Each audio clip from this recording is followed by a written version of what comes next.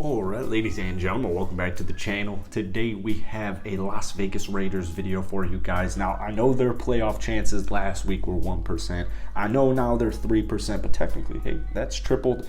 The good news is this. The Las Vegas Raiders, they're not a rebuilding team. They're not having a great season thus far. They're not, living up to their true potential, especially on offense. But yesterday, against one of the best teams defensively in the league, division rival as well, in the Denver Broncos, the Las Vegas Raiders got the job done. They put up 407 total yards. Josh Jacobs was running it down their throats. Derek Carr was doing what he had to do. He was making plays. He came up huge at the end of the game. And it was very cool to see the locker room at the end of the game chanting his name because the Raiders heading into this week, they were 2-7. There were a ton of talks. We've been talking about it on this channel. Are the Raiders going to keep Derek Carr? Are they going to keep Josh McDaniels?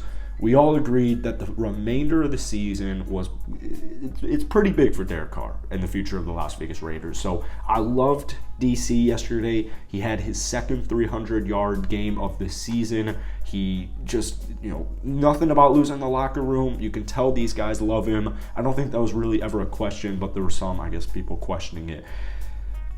The good news is this. Denver is a really good defensive team, right? It's a divisional game, so they're going to be playing even harder. Denver as well is 3-7 now with that loss. But they want it. They desperately want it, just like Las Vegas. It's just cool to see the Raiders finally, for one of the first times this season, win a close game. And they did it in the fourth. They came through in overtime. Davante Adams was making plays. Derek Carr was making plays. Josh Jacobs was making plays. The Raiders' defense as well was definitely improved. I think I have, I don't know if I do. I had their PFF grades pulled up, but of course I don't have it when I'm ready to record the video. And we're going to go for a second. Oh, we actually have it here. So Denzel Perryman, last year's Pro Bowler, he had a huge game. He was stopping everything and anything. He finished with a 91.2 PFF grade. We had Bilal Nichols, who has had a just miserable season after signing a 1-year, $11 million contract this past offseason. It was great to see him. He's usually known for getting to the passer, which is something the Raiders desperately could have used so far to the start of the season because it pretty much has only been Max Crosby getting those QB pressures, getting those QB hits, getting those sacks. Saw two yesterday as well. To me, he's decoy, but I don't know if he's going to get the love and respect that he, truthfully deserves. I think we all can agree on that. But Denzel Perryman, like I said, Pro Bowler last year. He hasn't had a great season thus far, mainly due to injuries. The Raiders defense in general has been pretty piss poor, so keep that in mind as well. But it was great seeing Denzel. It was great seeing Nichols have two really solid, strong games because, like I said, the Raiders are not a rebuilding team. They might have a higher draft pick than a lot of us. All of us were expecting at just 3-7 right now, but they're not going anywhere. They're not going anywhere. Whether Derek Carr is the quarterback next season, whether Josh McDaniels is the head coach next season, Las Vegas Raiders are going nowhere. All right, they put way too much money to give up, right? Davante Adams, you have the best wide receiver in the NFL. It is so cool seeing Davante Adams, Derek Carr connection kind of start to get rejuvenated here because we know they were college teammates over at Fresno State, and it just hasn't been going according to plan. It's, whether you're playing a team like the Saints and they're just really well game planned, they're really well schemed to essentially just stop Davante Adams, which kind of has been stopping the Las Vegas Raiders offense in general. It's cool to see them get going. Davante Adams, wide receiver 1 in the NFL, 7 receptions, 141 yards, and 2 touchdowns. That is well over 20 yards per reception. We also saw, the 35-yarder to win the football game, which it's just cool to see a win, man. It's just cool to see. I understand there are still a lot of things you can nitpick. 9 penalties.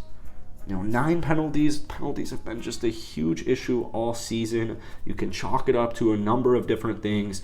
Personally, I think it's just been, lack of preparation by Josh McDaniels and lack of execution from, certain specific players or groups. So 9 penalties is still not what you want to see. Third down, they're still not getting the job done on third down. 3 for 11 yesterday. I guess that's not desperate, but so the closest thing to desperate. So 3% chance. You're still without, Darren Waller. You're still without some critical guys like Hunter Renfrow. These guys are still chilling on the IR. So it's an extremely long shot, and I'm not going to sit here and say, oh, the Raiders are going to make the Super Bowl. They're going to make the playoffs. We've seen crazier things.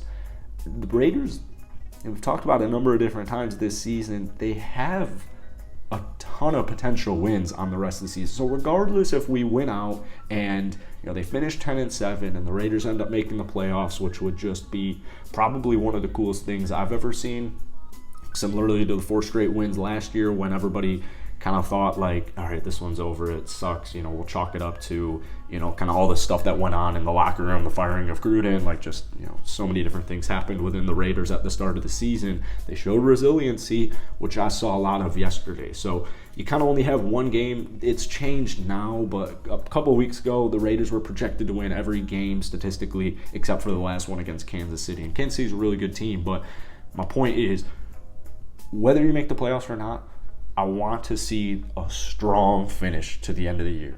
I want to see a strong finish to the end of the year. And when it shows up on the win column, I like to see it, man. I'm not personally a huge tank guy. I'm not a tank fan in any sport, in any regard. So, I hate, imagine the Raiders finish 8-9, miss out on the playoffs. Would you rather have that, or would you rather have them finish 3-14? I understand long-term draft pick-wise, it would be great to have, the second pick, first pick, even third pick, a top 5 pick in next year's NFL draft. But personally, I think winning football, just winning ideology, I think it needs to be established. The Raiders are still kind of trying to find their culture. They're going to make a bunch of moves, personally, in my opinion, on the defensive side next season, in the offseason, and in the draft. I also think we're going to see a lot happen on the offensive line because it has been just absurd so far this season. Real quick, before we go, I want to show a lot of love to Josh Jacobs because he's been probably the most consistent player on the Raiders offense this season. You could probably actually argue he's been the Raiders' most consistent player on both sides of the ball. 24 carries, 109 yards. That's about 4.5 yards per carry.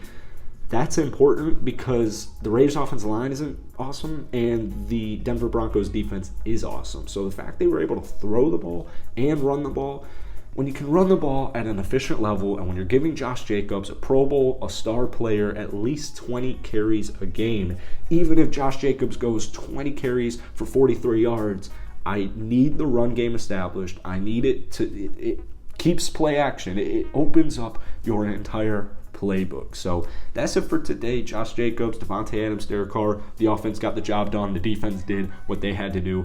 And that's about it. 0 turnovers as well. That's something you love to see. But I loved seeing the locker room. I loved seeing just the Raiders players just get into it at the end of the game. That's just what I want to see. That's what I want to see. I have to see it. So hit that like button, hit that sub button. If you guys want more Raiders content, be sure to hit that subscribe button. Let me know your thoughts on the Raiders down below, and I'll see you guys later.